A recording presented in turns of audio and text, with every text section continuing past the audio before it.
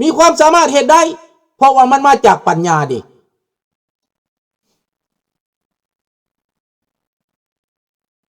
ดังนั้นพวกพี่น้องคนมันเปลี่ยนลุงจะเปรียบให้ตัวอย่างประเทศโปแลนด์ประเทศยุโรปทั้งหลายแต่ก่อนเขาก็เป็นคอมมิวนิสต์แต่ในเมื่อเขารู้จักแล้วเขาตื่นแล้วเขาตื่นรู้แล้วเขารู้จักว่าเป็นเผด็จการมันไม่ดีเขารู้จักว่าไส้ระบบนั้นไม่ดีคอมมิวนิสต์ไม่ดีเขายอมตัวเอง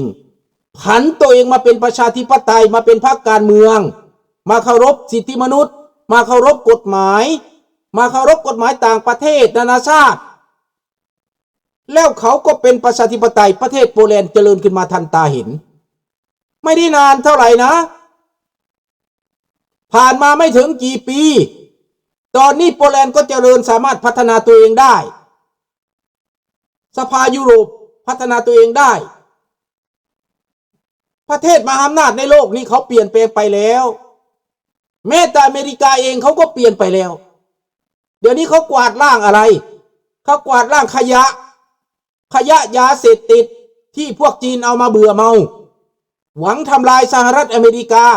หวังจะเริ่มเงินดอลลาร์อยากดอลลาริซาชันเพิ่นว่าเพิ่นอยากเดดอลลาริซาชันความผันเพิ่นเชเวอร์ละเดดอลลาริซาชันเพิ่นว่าชาวจีนเพิ่นอยากล่มเงินจีนอยากล่มเงินหลักอเมริกาตั้งบริษัทบริกขึ้นมาตั้งโจรขึ้นมาแต่ไปที่สุดตั้งระบอบโจรขึ้นมาอเมริกาก็บ่ได้หวั่นอเมริกาเอาทหารไปปิดล้อมไว้มึงมากูสิจับกูสิปราบในอเมริกาผู้ใดเก่งตอนนี้นะลองเบิ่งโลดเก่งใส่โดนัลด์ทรัมป์เก่งใส่พวกตำรวจเขาบ่ไว้หน้าเจ้าดอกชีพละยอมเขาบ่ไว้หน้าเจ้าดอกบักกระจอกบักหมาจิ้งจอกเดี๋ยวเจอ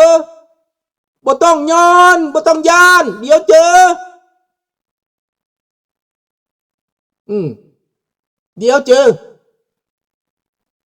ดังนั้นพี่น้องให้คิดเอา โลกมันเปลี่ยนไปแล้วความซบประมาทโดนัลด์ทรัมป์ที่แก้ไขปัญหาบ่ได้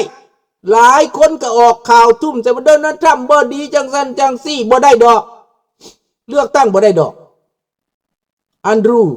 สิหปัญญาบอกว่า The Crown Prince are coming in to California sir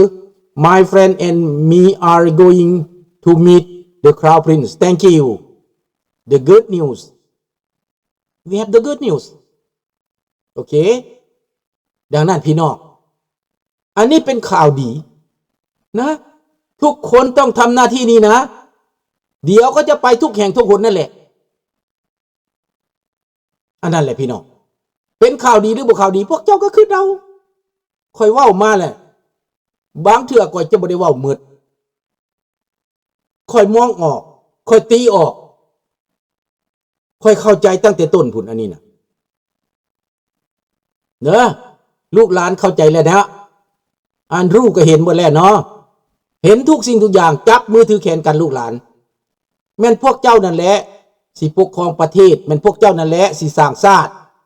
ลุงสุนทราเป็นผู้อาวุโสเป็นพ่อตู้อยากเห็นลูกหลานสร้างชาติอยากเห็นสุญญาดีตนี่นะกับลาวนอกนี่สร้างชาตินำกันนะพวกเจ้านะลุงขออะไรขอกลับบ้านไปนอนตากแดดตากลมอยู่ทุ่งนากินปูกินปลาเป็นบ่ล่ะสบายดีนะลุงโพเนาะใส่จ่ายเงินบ้านปลายชีวิตซ้ำเท่าลูกหลานของลุงก็ไปสร้างบ้านสร้างเมืองซอยประเทศสิบ่เอาบ่เดี๋ยวนี้ถามว่าอยากได้บ่ถามว่าคนอยู่เมืองลาวบ่อยากได้บ่คนมีปัญญาที่เขาหนีไปในหัวสุกหัวซนน่ะตอนนี้เขามีปัญญาเขามีความสามารถบ่อยากได้บ่เจ้าก็ต้องอยากได้แน่นอนขนาดต่างประเทศเขายังอยากได้เลยนะเขามาเอาฮอดโรงเรียนเขามาเอาฮอดบ้านเขาอยากได้นะ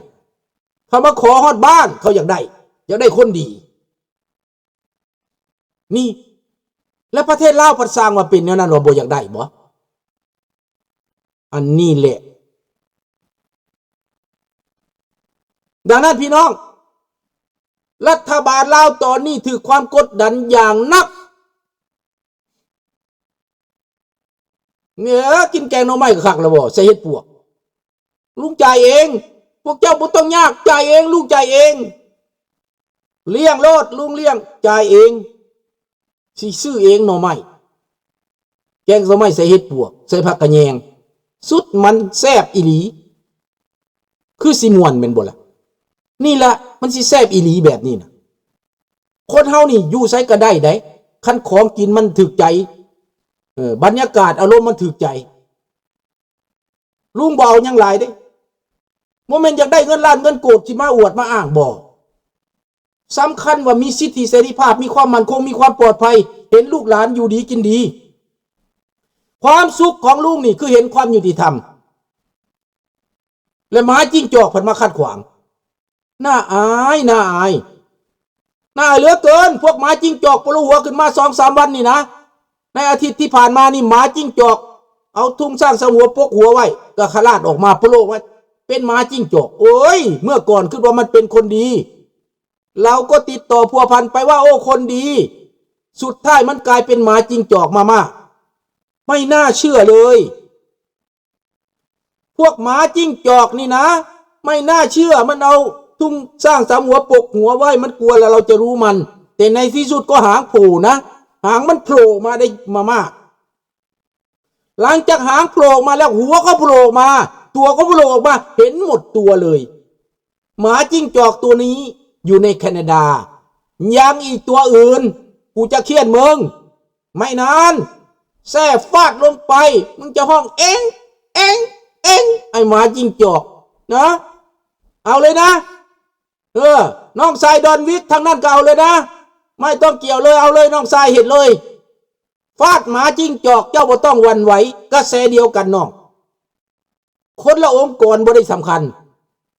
องค์กรใดก็อย่าแต่ทำในทิศทางเดียวกันคือเสรีภาพประชาธิปไตยนี่คือความจริงจะอยู่ประเทศลาวประเทศไทยอยู่แห่งใดก็แล้วแต่ผลักไปในประชาธิปไตยและความยุติธรรมความถูกต้องแล้วเราเคารพกฎหมายเรายืนหยัดในความหลักศีลห้าศีลยุติธรรมนี่แหละไม่หนีไปไหนไม่ฟันเฟือนไม่หวั่นกลัวไม่กลัวความนาบคูเพื่อนของข้าพเจ้าว่าฟังข้าพเจ้าหัวเพิ่นสิมาเตะข้าพเจ้าตกตังเพิ่นว่า โอ้มึงมาโลดบ่มาโลดเด้อมาบ้านลุงนี่มายามแน่มีแนวรอต้อนรับอยู่ของขวัญมีอยู่ได้ที่ต้อนรับเด้แนวแซ่บๆมีให้กินอยู่เด้อมีสิเฮ็ดหยังคนไปหากันก็มีแนวต้อนรับเป็นของธรรมดาเนาะมาดีก็ได้กินดีมาบ่ดีก็กินตีนแม่นบ่ล่ะจะกลัวมันทำไมแม่นบ่ล่ะพี่น้องดังนั้นสืบต่อว่าการเมืองของมหาอำนาจโลกเปลี่ยนไปแล้วเขาต้องการสันติภาพเพื่อการค้าขายเขาต้องการลืบล้างการค้ายาเสพติดและการฆ่ามนุษย์นี่เขาบ่ต้องการแม่นบ่เคจีเขาต้องการความยุติธรรมเขาต้องการเห็นประชากรโลกอยู่ดีกินดีและปลอดภัยพวกที่ไปเป็นศีลเป็นโจรเป็นมารนั้นจะต้องถูกลงโทษพี่น้องคนไทยทุกท่านที่รับฟังรับชมช่องลุงสุนทรานี้นะไม่ต้องห่วงเลยนี่แหละเลือดทางไทยเลือดทางลาวมันอยู่ที่นี่มันผสมกันเป็นเม็ดเลือดแดงๆผ่านหัวใจที่รักทั้งสองประเทศนี้อยากเห็นสองประเทศนี้พัฒนาไปในทิศทางที่โลกรู้และเข้าใจประเทศที่พัฒนาไปแล้วเขาก็จะต้องเห็นประเทศไม่ได้พัฒนาประชาธิปไตยนี้ดึงกันขึ้นมาให้เป็นประชาธิปไตยเต็มรูปแบบนี่แล้วบ้านของพวกเราเป็นบ้านพุทธเมืองพุทธเป็นบ้านที่มีศีลมีธรรมเป็นบ้านที่มีจิตใจงดงามแต่ทำไมเราจะให้มันเศร้ามันหมองแต่ทำไมเราจะให้มันคดมันโกงแต่ทำไมเราจะให้มันโหดเหี้ยมป่าเถื่อน เราจะต้องปกป้องบ้านเกิดเมืองนอนของเราให้มีเสรีภาพและประชาธิปไตยให้มีศีลมีธรรมมีศีลห้าอย่างน้อยประจำใจก็เป็นมนุษย์ที่สมบูรณ์แบบไปแล้วตายก็ไม่ได้กินแหนงลุงสุนทราสร้างมาแบบนี้เป็นคนสร้างมาแบบนี้เป็นคนอุทิศตนมาแบบนี้ลุงเชื่อพระพุทธเจ้าบอกลุงจะเชื่อในคำสอนพระพุทธเจ้าหลายกว่าลุงจะเชื่อในคติเตือนใจหลายกว่า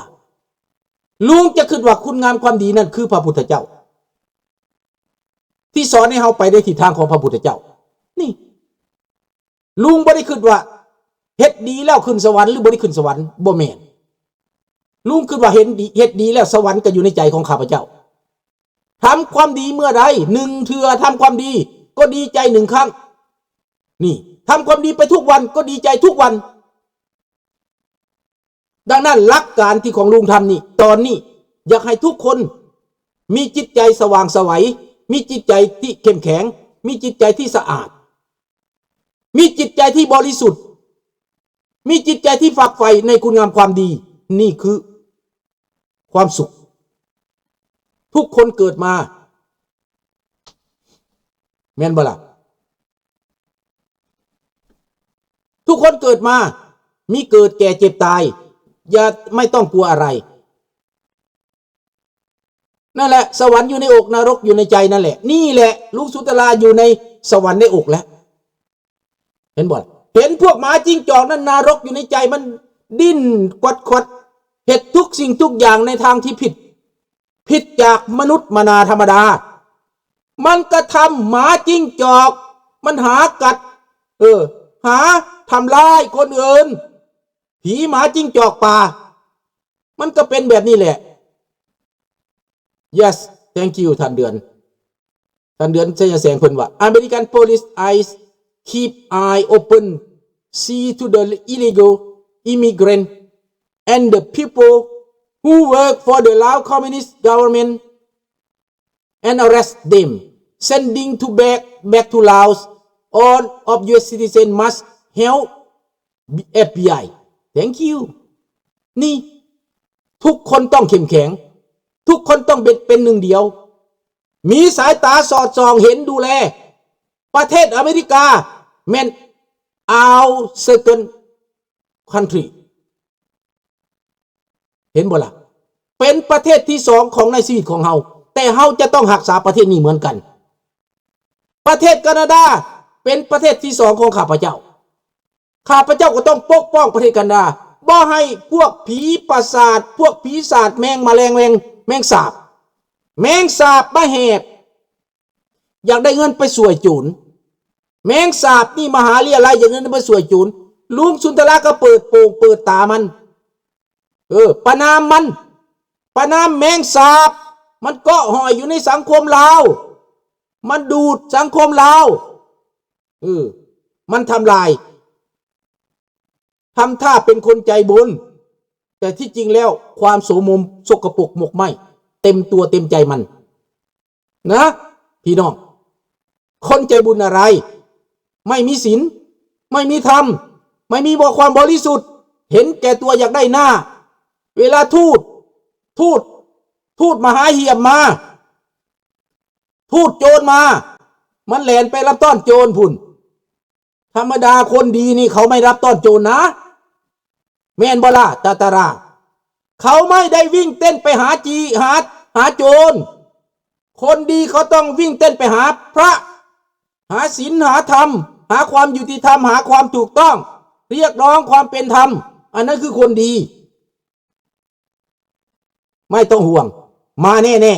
ๆลุงมั่นใจว่าประเทศลาวเปลี่ยนแน่ๆเปลี่ยนแน่ๆบาทนี้ดีใจไว้ด้วยลูกหลานเด้อจับมือถือแขนกันเด้อหัวที่หลังก็ดังก่อนนะแม่นน้อง USA เว้าถือแนวกี่โจรฝนตกขี้มูไหลคนจังไห้มันก็ไปร่วมกันมันของธรรมดาอย่าไปกังวลแต่ว่าพวกใดไปนั่งฟังพวกฝนตกขี้มูไหลน่ะนะฟังไปนานๆแล้วมันจะเศร้าหมองนะ มันจะเหตุในแนวคิดนั่นปน